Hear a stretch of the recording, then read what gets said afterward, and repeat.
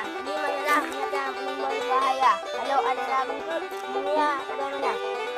Prut, prat, prit, prut.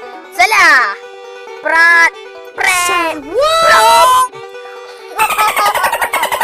Oh ya, sandal apa yang enak dimakan? Oh ya, sandal jepit. Salah. Oh ya, sambal terasi.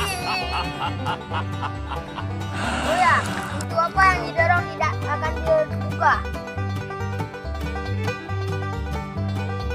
Ah, pintu geser. Oh, betul.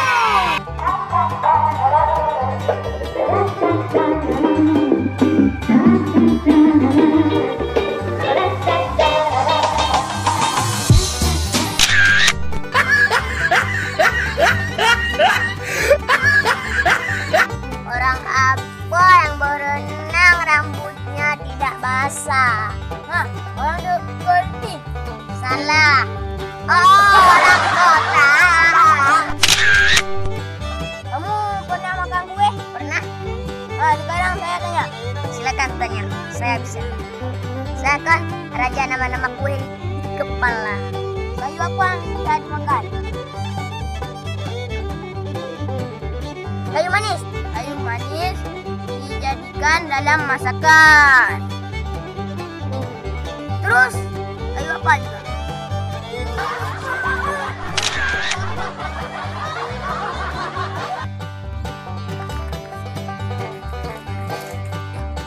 Kamu pernah memegang uang mau sampai dari 1.000, 2.000, 3.000, 4.000, 5.000 sampai 1.000? Pernah? Sekarang saya mau nanya. Uang kalau dilempar